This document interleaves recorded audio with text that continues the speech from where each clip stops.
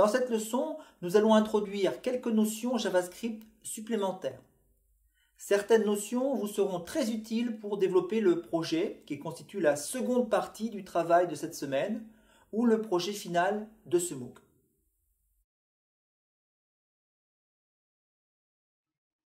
Nous allons introduire successivement quelques notions sur les tableaux imbriqués et les objets JavaScript, notions qui seront utiles pour le projet final de ce MOOC, ainsi que sur les formulaires qui vous seront très utiles pour le projet de cette semaine. Nous finirons par les opérateurs usuels. Un mot sur les tableaux imbriqués. Lorsque les éléments d'un tableau sont eux-mêmes des tableaux, on parle de tableaux imbriqués ou multidimensionnels. Les tableaux imbriqués sont généralement utilisés pour définir une collection d'éléments. En voici un exemple que nous reprendrons dans un futur exercice. Dans cet exemple, ListBal est un tableau contenant 4 éléments. Chacun de ces éléments est lui-même un tableau contenant 2 éléments qui sont les caractéristiques de chaque balle. Une chaîne de caractères, représentant ici le code couleur de la balle, et un entier, représentant ici le rayon de la balle. Une autre façon de définir le tableau précédent est la suivante. Comment accéder aux caractéristiques de chaque élément? Dans les expressions ci-dessous, la paire de crochets la plus à gauche contient l'indice de chaque tableau à l'intérieur du tableau ListBal. La seconde paire de crochets contient l'indice d'un enregistrement à l'intérieur de ce dernier tableau. Dans l'exemple précédent, tous les éléments du tableau ListBal sont des tableaux qui contiennent le même nombre d'éléments, mais ce n'est pas une obligation. Voici un exemple d'un tableau imbriqué où les éléments n'ont pas la même dimension. Dans cet exemple, le premier élément de tab 1 est le tableau 100, 0, 10, contenant 3 éléments. Le deuxième élément de tab 1 est la chaîne de caractères Marcel Proust. Le dernier élément de tab 1 est le tableau 24, true, qui contient 2 éléments. Je vous propose de reproduire ces instructions JavaScript au sein d'une balise script et dans un fichier HTML, et d'afficher par une simple alerte les variables couleur première balle et rayon troisième balle. Les objets sont en quelque sorte une autre façon de représenter une collection d'éléments possédant les mêmes caractéristiques. Lors du projet final, certains d'entre vous préféreront peut-être utiliser des objets que des tableaux imbriqués.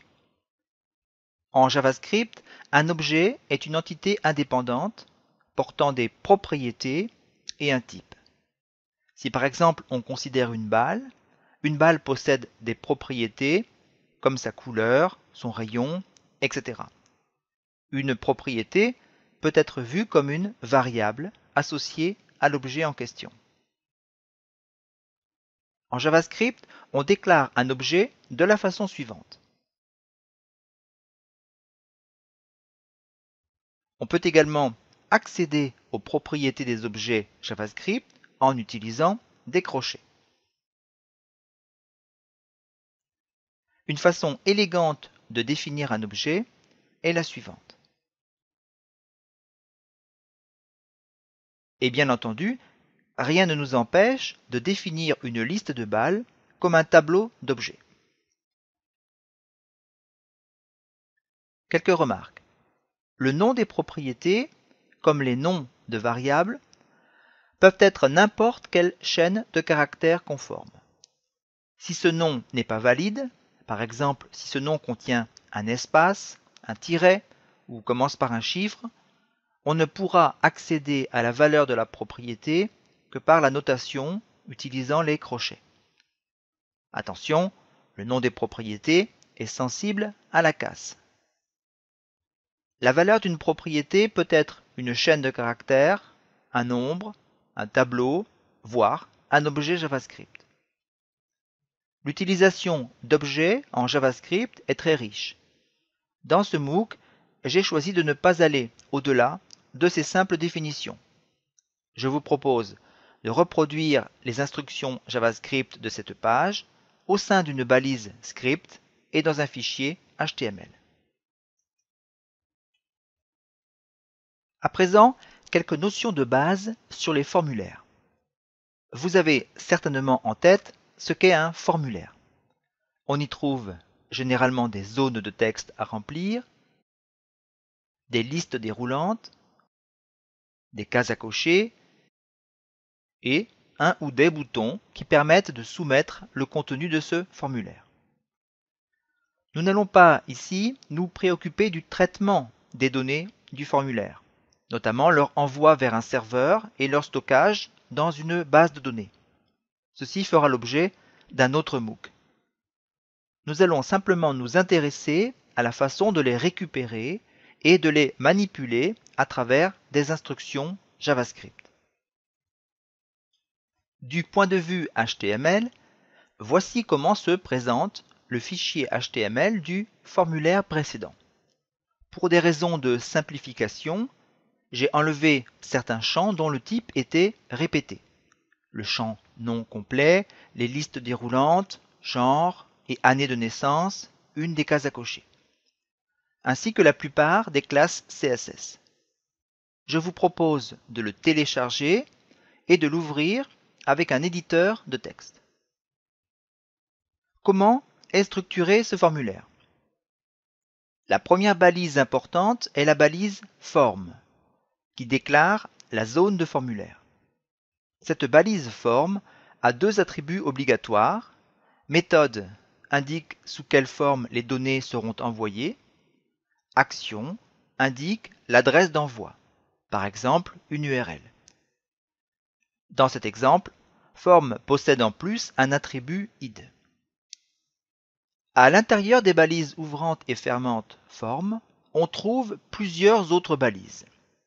On trouve deux blocs field set qui permettent de définir des parties de formulaire. L'affichage par défaut de ces blocs est d'être encadré par une ligne. Une balise legend permet d'en définir le titre. Dans le premier bloc field set, on trouve 3 fois le couple label input.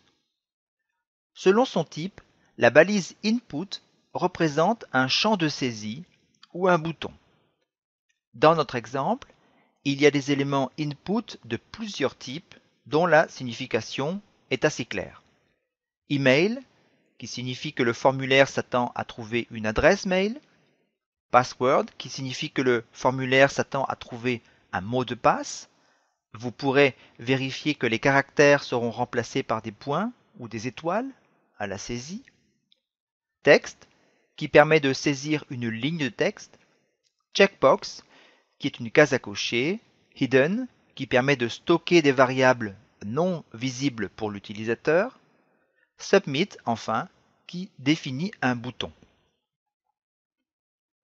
Hormis l'attribut type, la balise input présente deux autres attributs obligatoires, les attributs name et value. Name permet au programme qui traitera le formulaire d'identifier un élément input. Value, de connaître la valeur entrée par l'utilisateur ou la valeur par défaut.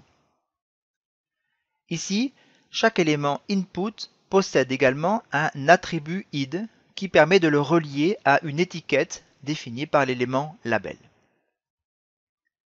Certains éléments input possèdent l'attribut ARIA-REQUIRED qui permet de préciser que le formulaire ne pourra pas être envoyé tant que l'information n'a pas été fournie. L'attribut required a été introduit par HTML5 pour les mêmes raisons, mais n'est pas encore pris en charge par tous les navigateurs. Dans le second bloc, on trouve deux autres éléments de saisie, l'élément select, l'élément text area. La balise select permet de créer une liste déroulante d'éléments. Ces éléments sont définis par des balises option à l'intérieur de l'élément select. L'attribut name de la balise select permet au programme qui traitera le formulaire de l'identifier. L'attribut value de l'élément option permettra également de le repérer. Enfin, la balise TextArea permet de définir une zone de saisie sur plusieurs lignes. À nouveau, on retrouve les attributs name et value qui représentent la valeur qui sera envoyée par défaut au script si le champ de saisie n'est pas modifié par une frappe de l'utilisateur. Un dernier mot sur la balise button, qui est une façon alternative par rapport à input type égale submit de définir un bouton. Ces deux boutons se comportent de la même façon. La différence réside dans le fait que l'on peut mettre du code HTML, des images par exemple, à l'intérieur de l'élément button. Il faut aussi signaler de possibles soucis fonctionnels entre Internet Explorer et l'élément button. Voilà pour quelques rudiments concernant la structure d'un formulaire. Avant de passer à la phase de traitement JavaScript, je vous invite à faire quelques tests à partir du fichier HTML fourni. En général, une fois que le formulaire est rempli, on clique sur le bouton, l'élément input ou button, qui possède l'attribut submit, et les données sont transmises à l'URL définie dans la balise form. Ce traitement, on l'a dit, ne fait pas l'objet de ce module. Comment, cependant, récupérer les données grâce à des instructions JavaScript?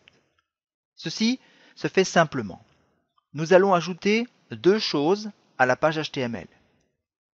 Des instructions JavaScript définissant une fonction afficher valeur, un simple lien HTML qui déclenchera cette fonction.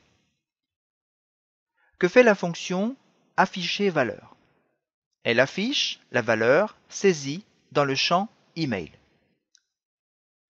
L'instruction se lit de la façon suivante. Dans le document, dans le tableau, créé automatiquement qui répertorie tous les formulaires présents, ici un seul formulaire est présent, ciblez celui qui a pour nom Register Form. Parmi tous les éléments constituant ce formulaire, ciblez celui qui a pour nom Email et récupérez la valeur de son attribut Value. Maintenant que vous avez vu ce qu'était un objet JavaScript, cette instruction vous permet de comprendre plusieurs choses. L'élément JavaScript document est un objet. Cet objet possède plusieurs attributs, dont l'attribut forms, qui a pour valeur un tableau. Ce tableau a autant d'éléments ou d'attributs, si vous voulez, que de formulaires. L'élément forms register form est lui-même un tableau contenant plusieurs éléments. Chacun de ces éléments est un objet. Celui qui nous intéresse, l'élément possédant le nom email, est un objet possédant l'attribut value. Dans cette logique, donc, l'instruction précédente pouvait être écrite de la façon suivante.